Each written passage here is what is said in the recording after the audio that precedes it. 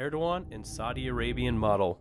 With regards to the political history of modern Turkey, it is possible to divide the history into three significant eras, including the establishment of the republic by Mostafa Kemal Ataturk in the 1920s and a single-party system, the period of military coups between 1960 and 1993 and a multi-party system, and finally, the emergence of the Justice and Development Party, otherwise known as the AK Party. In the course of this article, we will take a look at the last period, which is the emergence of the AK Party. One of the reasons why I want to focus on the AK Party period is because regarding the history of the Republic of Turkey, this era has changed a number of socio-cultural and political features of the country, and it has cast doubt on the secular cause of the Republic and has sought to religionize the main social institutions and the state itself. On August 14, 2001, the AK Party was established by Recep Tayyip Erdogan and a number of his then allies such as Abdullah Gül and Bülent Arınç, and shortly after its foundation, nearly 15 months later,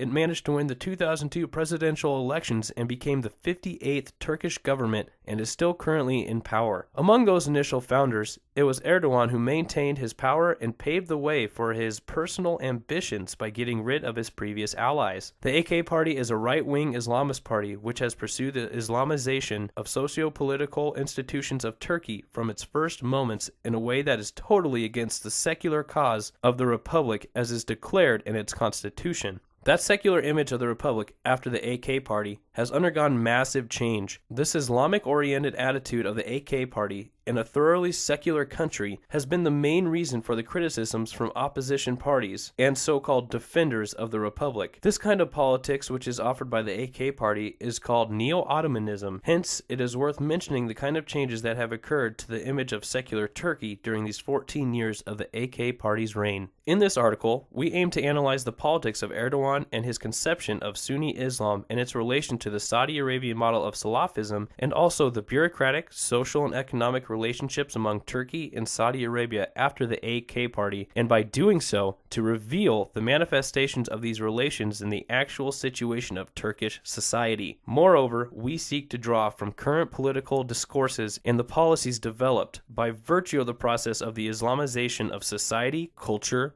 media, and politics under the influence of Erdogan's neo-Ottomanism. Wahhabi Salafis, Saudi Arabia, and the AK Party.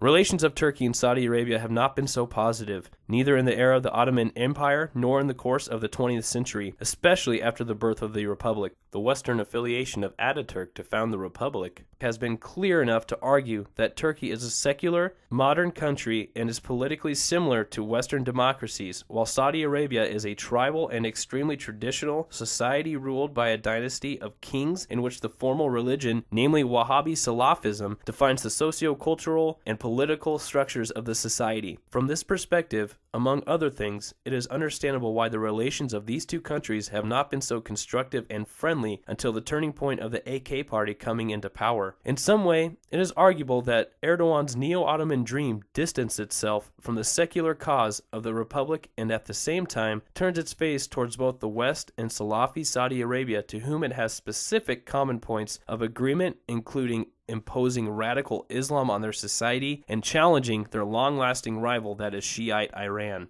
Turkey and Saudi Arabia had delegated relations for most of their recent history, but this situation has changed by formal visits of Abdulaziz, king to Turkey, in 2006 and 2007, which then founded the basis for the new wave of relations between the two countries. When the AK Party came into power, it began to develop its relations, especially with the Sunni states, first in the realm of foreign policy and then in other economic and political aspects, coming to an agreement with Saudi Arabia to increase relations in business and investing in tourism and petrol industries added up to $25 billion contracts. This strategic economic policy adopted by the AK Party as well as Saudi Arabia should be analyzed by their conception of an old Islamic market which is now related to a neoliberal one. As Hakan Yavuz puts it, Muslim entrepreneurs in a Kemalist state-based framework in which they found themselves as socially and culturally marginalized related themselves to a neoliberal economic context and described their future with a free market system rather than a state-based one. To legitimize this approach, this group, by referring to the history of Islam, suggested that the market in ancient Medina would be an Islamic type of market and an alternative to the current Islamic market without any kind of monopoly and intervention, with tax exemptions, moral and just. These economic relations have not been reduced to just the realm of economics, but they spread into all socio-cultural and political spheres. Here we aim to create an analogy between the discourses and social issues used by the two countries. The type of Sunni Islam used by Erdogan is in some aspects similar to the one which is prevailing in Saudi Arabia, that is, strict interpretation of Quran and trying to apply it in the whole social life. By using Michael Foucault's theory of discourse and power in the case of analyzing the Saudi and Turkish attitudes to politics, we can reach a point of view regarding their use of virtually similar interpretations from the holy text. According to Wahhabism, Shiite people are distorted from the pure Islam, and therefore in Sunni Arabic nations, especially in Saudi Arabia, Shiite minority have always been under persecution, and there is nothing called tolerance by the Saudi state towards them.